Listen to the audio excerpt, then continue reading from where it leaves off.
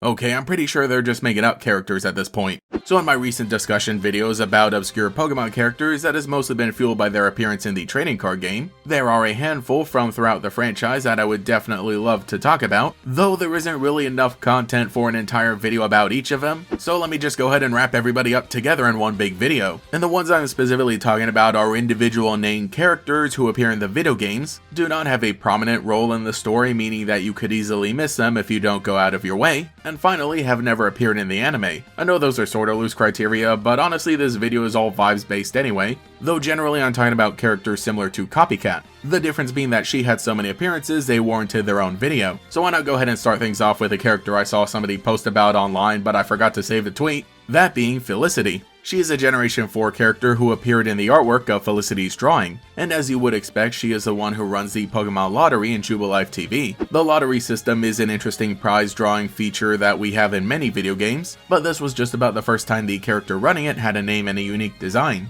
Well, she actually doesn't have a name in the video games, but the trading card game is where she got her name and that design as well, with some amazing artwork drawn by Ken Sugimori. And this one I really do love. She has a fun design even still being an NPC, and there's also a little Baniri doll in the background. That's a fun detail, but like I said, she doesn't really have much more appearances outside of this, though I think it really does highlight one of the areas that I think the trading card game excels in, bringing life to some of these video game characters by giving them an actual name and a cool design. Staying in Generation 4 we have Roseanne, and she is one of Professor Rowan's assistants. Once again, she doesn't have an actual name in the video game, and the trading card game is where she got a name and design, but I think the really fun part here is that she has two different cards. Back in Generation 4, the card was called Roseanne's Research. Meanwhile, later on in Generation 8, we got Roseanne's Backup, which aside from a brand new effect, also has some really cool new artwork and even a full art variant. Another thing that makes her stand out is that she does appear in the manga as well, maintaining the same design of a green hair. Then once again, you know me, I keep putting off getting into Pokemon Adventures because it'll take a long time to actually read through stuff, but I will say that I really do appreciate its existence. Also canonizing Roseanne as somebody who has Dunsparce as her partner Pokemon. Once again, just a really fun appearance.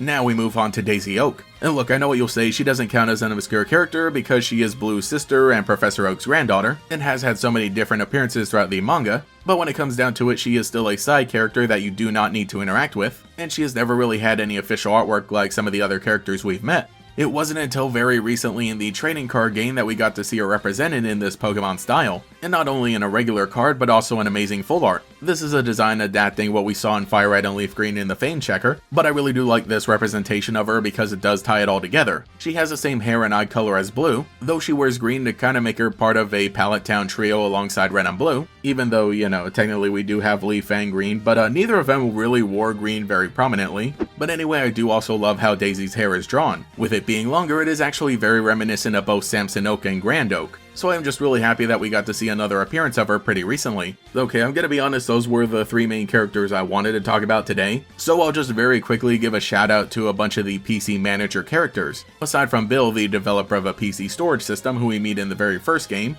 all of the other characters in later regions aren't required to meet in order to progress a story. Oh, also I am gonna count Celio because you are required to interact with him during the story because of the Sevi Islands. But anyway, in Generation 3 we have Lynette, who we see in the card Lynette's Net Search. Generation 4 we have BB, who we see in the card BB Search. We actually skip out on Generation 5, but we talked about that in the Fennel video last week. In Generation 6 we have Cassius, who we see in the card titled Cassius. Though that actually does give us a pretty good transition into Bridget, because she's sort of included in all of the PC developers, but she is mostly known from the Pokemon Box Ruby and Sapphire video game. You know, one of the most expensive GameCube games out there. Really an interesting feature that allowed you to connect your Game Boy to your GameCube and store Pokemon there. The point is that everything was hosted by an original character named Bridget, who we will later see return with a redesign in Pokemon Ruby and Sapphire, or at least Pokemon Bank in Generation 6. And yes, I am a big fan of this redesign. That outfit, oh gosh, that outfit goes so hard. And likewise, she did appear in the trading card game with a standard version and a full art version, and oh my gosh, like I said, this artwork's so good.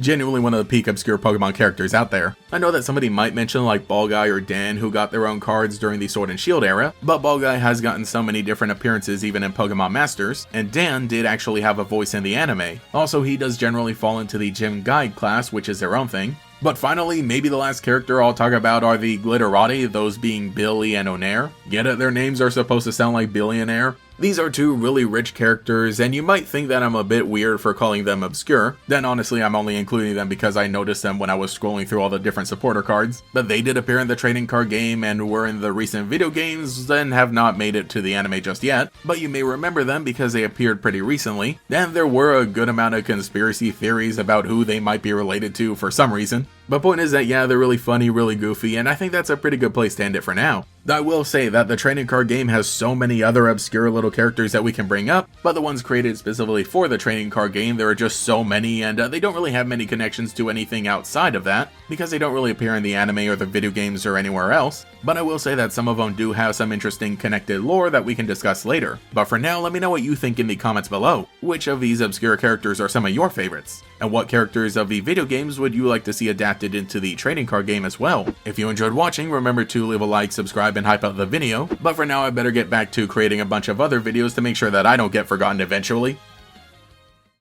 Thanking every channel member for your continued support, including the great Gators, Benjamin, Oy Kareem, Justin Dowes, Jackson Stefaniak, Reclaimer, Cosmo Zero, Alex with Shiny Hunts, Starshooter, KoiKoi13, Cheez-It62, GatorKid509, TF, Mathaclog947, Taijirai, and Quago. If you would like to support, say your name here, get access to emotes, for comments, live streams, sometimes early videos, and our members' Discord server, you can become a channel member today. You can also follow me on Twitter and Blue Sky as well for more memes. Anyway, this is GatorEX, and I will catch you all later. Who will stand victorious? Dialga, Palkia, or a new legend, Darkrai?